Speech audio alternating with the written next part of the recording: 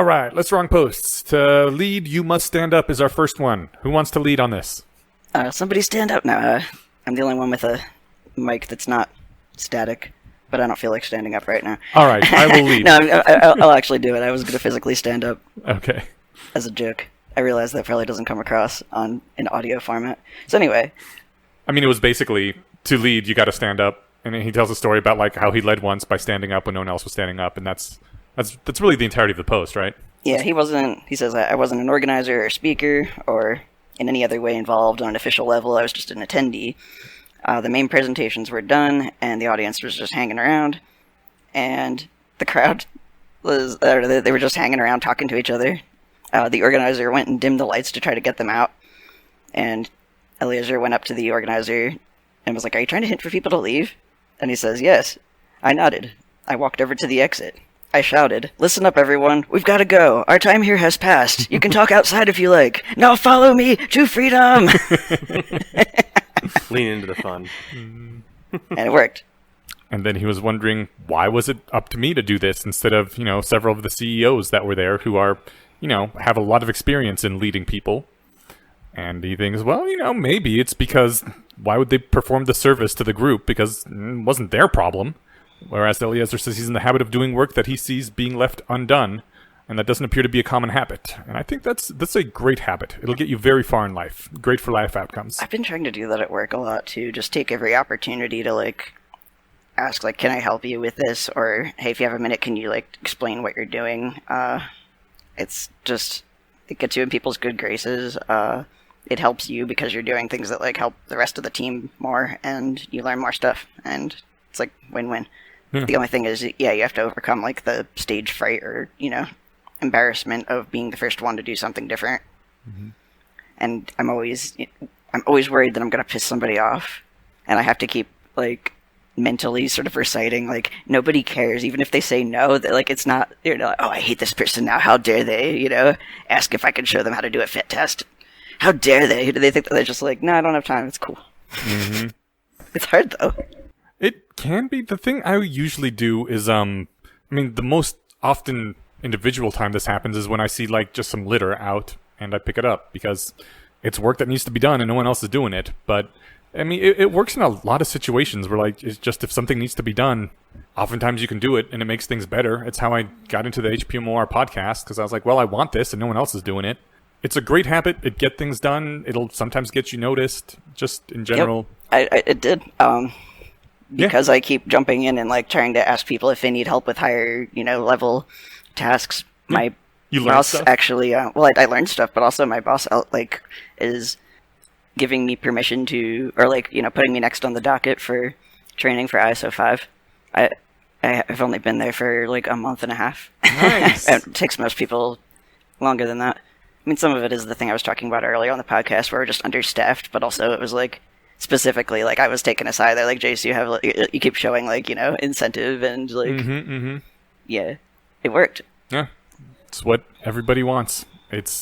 God, there's been some positions where other people have worked for me in the past, and when someone just, takes an initiative and does something, I'm like, oh, fuck yes, this is somebody that I want around. This is my favorite person ever. Right? Absolutely. So good. Anyways, he also says that he wasn't worried about looking silly, because heck, I am silly. I also think that's another great life hack, to just be silly often, because then that gives you permission to not have to worry about looking silly about things.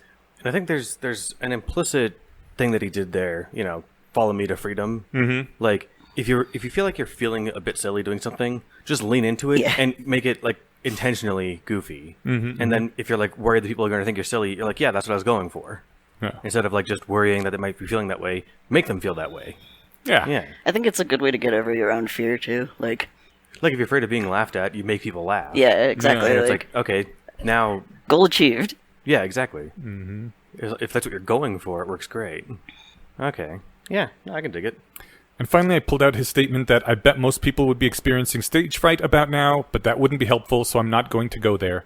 This was the first time he gave a major presentation. First of all, man, must be nice to just be able to decide not to feel an emotion. I don't think that works that way for I know, I don't people. think it does either. I remember Brienne Yudkowsky wrote on her blog how I overcame social anxiety, and it was basically, I realized that if I kept working on social anxiety for long enough, I would have less of it. So I decided to just jump to that state. And I was like, okay, maybe that works for you. Yeah, but not most humans. But it made me wonder, like, maybe the concept of stage fright itself is a bit of a medic hazard, because I don't think kids get it. Oh, Kids, they do. What? They do. They do?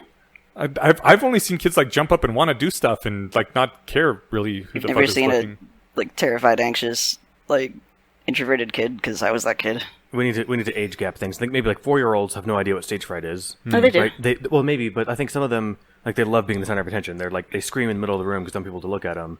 I think once you're around peers and like there's suddenly a social hierarchy, that's set in for me when I was a kid. The like, oh shit, I want to be off everyone's radar, right? Yeah. I always loved people paying attention to me. I thought that was in general what kids do. They run up and like yank on your clothes and be like, pay attention to me, whatever. Well, those are the ones you notice. Yeah, that's I my was point. the kid that I was like too scared to buy something at a store. I had to like get like someone else to go pay for my thing because I didn't want to have to talk to a stranger or make eye contact. Like, Oh shit. Okay, maybe I'm typical minding then. I was thinking that people needed to be taught to be afraid of attention. no, I mean evolutionary psychology eye roll, but it makes sense that you would have that fear of looking like an idiot in front of your peer group, Bah. potentially, or like pissing off the wrong person. Maybe if it's a shitty peer group. Well- Maybe that's the problem. A lot of people have shitty peer groups. They do. Well, shall we go on to the big one? Yes. Let's do it. Cultish Countercultishness. This is about how nervous people are about maybe accidentally getting sucked into a cult.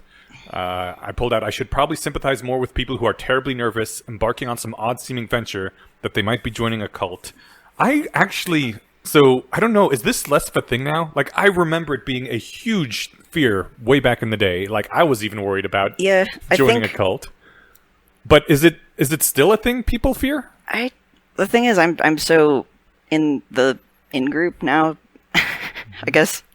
I don't have contact anymore with, like, the people that haven't, that's not true. I was about to say, like, I don't interact with anyone who's not part of LessWrong, and I was like, first of all, that's not true. Secondly, what a hilarious thing to say. We all of us already wear the whatever Nikes and jumpsuits that are provided to us. Right. Like, it wasn't a cult before we started, sleeping in the compound and wearing the uniform, right? Yeah. But now we've all been in it too long. Is that kind of what you were saying? Yeah, I mean, not like that, but yeah. But I mean, like, in general about everything, people were just like, oh, is that a cult? And it wasn't just the LessWrong thing. Maybe that was an artifact, because I remember that was also a thing about the New Atheist religion wars back in the day, too. Yeah. Maybe the fear of cultishness has gone down a bit. Yeah, or maybe it's just every time people kind of get together and do a new thing that involves, like, social structure, people start getting worried that it's going to become a cult. Oh, no, and you're saying there hasn't been a new thing for a while? Or at least not that we know of. Okay. Maybe a few times in the post he suggests that, like, well, he points out that, like, political affiliation stuff is very similar to cultism. Yeah. And maybe, like, people have just fully acknowledged that, like, on an implicit level. They're like, yeah, everything's cult now. And so now it's not scary because we're all in cults. I had a friend who was actually in a cult, and it was like young socialists group or something, but it actually fulfilled all the cult criteria. Cult criteria, and it was really traumatizing for him. Yeah, and that was the person I asked, like, hey, do you think LessWrong is a cult? And he just laughed. He's like, no, I've been in a cult. Like, it's nothing like it.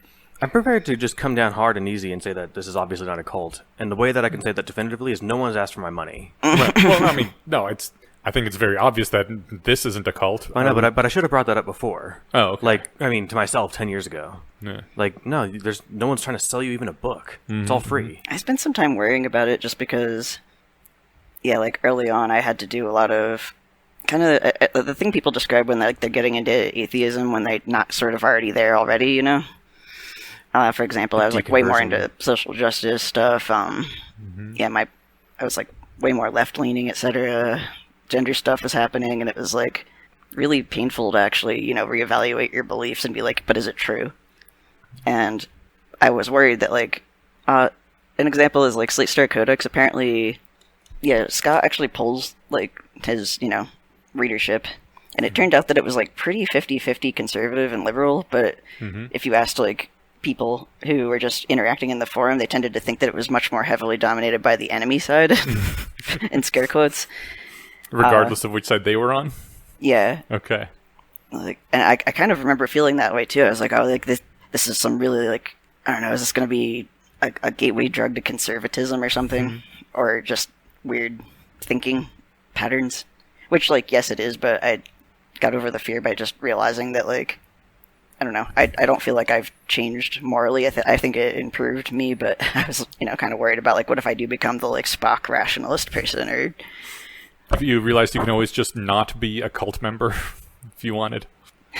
I worried about it, I think, more in the specific case example of signing up for cryonics. Because that did seem more That's a good culty. Hmm. example. Okay. Like, hey, this is a fringe thing. Sure, it might not make a lot of sense. And yes, we want some money. So, like, I think it has more of the ingredients. Yeah. That said, it's an actual product. It's just like every other service you can buy, any other insurance you can buy. And it's not, really, like, right? affiliated with the LessWrong community, right? Or are you talking about it's not. cryonics? Like, you were worried that cryonics was a cult? Yeah, I heard about it through the community and all that. So yeah, I was worried about it specifically for the cryonics thing. Like that had some more of the hallmarks, I remember, and I procrastinated for a while on that. I was like, this just seems weird, and then I had to noodle that for a while and come down. And it's like, yeah, it is weird. Who cares? Let's do Right. it. Yeah, it's only weird because it's not popular. Yeah, exactly. And which brings us back to the post, I guess, where he says basically that stuff. He says that if you observe a certain group of people and they seem to exhibit in-group, out-group polarization and see a positive halo effect around their favorite thing ever, which could be objectivism or vegetarianism or neural networks, you cannot, from the evidence gathered so far, deduce whether they have achieved uncriticality. And uncriticality was this thing about evaporative cooling of groups and spiraling deeper and deeper into this until at one point you can't even say anything that isn't praising of the thing without being socially ostracized. You cannot deduce whether their main idea is true or false, or genuinely useful, but not quite as useful as they think. From the information gathered so far, you cannot deduce whether they are otherwise polite, or if they will lure you into isolation and deprive you of sleep and food. The characteristics of cultness are not all present or all absent. I like that line a lot. You can't deduce whether their main idea is true or false or genuinely useful, but not quite as useful as they think. Yeah. That's a thing, I think, with like anybody who is like super sold on some product or some brand of products. Or, I've heard like the cult of Apple or supplements. whatever. Yeah, Apple. But even like, if it's like a vitamin or skincare or whatever, like it could be like, oh yeah, this is good for you. But it's like, it's not the magic panacea that you're selling it as, but it is actually good for you, right? You see that with modafinil sometimes too. Like, it is an excellent like sleep deprivation reducer, but you will see people saying like it made me. It's the limitless drug, and you're like, Oh, okay. Yeah, I wish. The movie. Yeah. Goes on to say that furthermore, reversed stupidity is not intelligence. Smart ideas can have stupid followers. Lots of New Agers talk about quantum physics, but this is no strike against quantum physics. I'll nitpick there and just point out that they're not talking about quantum physics. Well, talking they're about the using the secret. words. They're using the quantum words, physics. but that's different. Yeah. That is actually an important difference, right? Yeah. Yeah. Like a stupid idea or a good idea that might have dumb followers could be animal rights activism. Yeah. Like the right way to do it isn't throwing paint on people wearing fur jackets, right? Yeah. or just straight up eco-terrorism. Yeah. But that is an important goal with, great ambition. They should succeed. But there are some dumb adherents. Yeah. There's, at some point, talked to Katrina about some things that animal rights groups have done, which was in the interest of the animals, quote unquote, and ended up just killing all the animals that they were supposedly protecting. Because the alternative to what was, going to be done with them was, I don't know, I guess dump them in the wilderness. Yeah, like a good example is free all the animals from the zoo. And it's like, you don't understand how much work the zoo has put into, like, creating their habitat and their diet, and, like, they have different temperatures. They will just die. Yeah. So along with binary essentialism, the binary essentialism is the idea either something is a cult or it's not a cult, yeah. Along with binary essentialism goes the idea that if you infer that a group is a cult, therefore their beliefs must be false, because false beliefs are characteristic of cults, just like cats have fur. If you're interested in the idea, then look at the idea, not the people. Cultishness is a characteristic of groups more than hypotheses. This is true of media as well. Yeah. You know, How like so? if the fandom sucks, try not to let that ruin the thing for you. You're right. Just look at the thing, and sure, they can be culty as fuck. You know, like there's this weird cultish corner of people that really love the show. Our Flag Means Death. Oh yeah, fun show. Fun show. Is it good? Okay. I really like it. The- It's hilarious and cartoonish, but then has just these deep moments of like, oh my god, that's so fucked up. And Taika Waititi wrote and stars in it. So Yeah. Oh, okay. It's really good. That's basically all you need to know. That's all I need to Yeah. know. That's it. I'm sold. But, you know, if you were to look at that fringe part of the fandom, you'd be like, okay, this place is obviously terrible. Oh no. But you just don't look at that. You just look at the thing and you're like, oh, I can enjoy the thing. I didn't know it had a toxic fandom. That's I mean, Steven the thing Universe is- is the same way. Yeah. I think that literally everything does, though. Yeah. Right? Rick and Morty. Things that Terrible become toxic popular, fandom yeah. group as well. But the show is awesome. You know, allegedly some people in the MCU were giving Brie Larson shit because they didn't like Captain Marvel. Oh. And so, like, I mean, in Okay. the MCU fandom. Okay. I feel like if you're tweeting at any actors telling you, like, you suck, like, you don't have enough to do with your life and you suck. It's right? like, dude, I was playing a role. Every line that I said was written by someone else. Right. But it's just like, I think that everything everywhere has people that are, you know, Loud detractors. yeah, and they have too much time on their hands and they're going to just, you know, stir shit, right? So, Yeah. I always think of one time I heard a radio segment, somebody talking about the hazards of flip-flops. Okay. And it was just this perfect example to me of the way people need to just, like, they seem to need there to be drama and to panic about something. Or, like, their life isn't complete. Because I was just, I'm pretty sure we as a species have been wearing flip-flops since someone figured out how to make them with, like, animal hide and reeds or whatever. Like, Yeah. you know, but they're like, oh, flip-flops are responsible for foot injuries and car accidents and people falling downstairs and they're super dangerous. And I was just like... I mean, I'm sure there have been flip-flops responsible for all those things. But it also made me think of any time, like, a new product is released, people need to, like, pile on saying why it's bad. Yeah. It's like, can you just evaluate the thing based on its pros and cons? You know, half the problems with flip-flops can be avoided by wearing socks with your flip-flops. That's true. When people nervously ask, this isn't a cult, is it? It sounds to me like they're seeking assurance of rationality. Nervously seeking reassurance is not the best frame of mind in which to evaluate questions of rationality. You will not be genuinely curious or think of ways to fulfill your doubts. Instead, you will find some online source which says cults use sleep deprivation to control people. You'll notice that your favorite group doesn't use sleep deprivation, and you'll conclude it's not a cult. Phew! He says you have to put forth a constant effort to maintain rationality against the natural slide into entropy. If you decide it's not a cult and sigh with relief, then you will not put forth a continuing effort to push back ordinary tendencies toward cultishness. And yeah, I think we have seen people fall into that. I like this line here. Groups whose beliefs have been around long enough to seem normal, in scare quotes, don't inspire the same nervousness as cults, in quotes. Though some mainstream, and then he talks about religions or political parties that have been around, they don't inspire that same nervousness. And yeah, it's just because, oh, okay, well, we know what that thing is.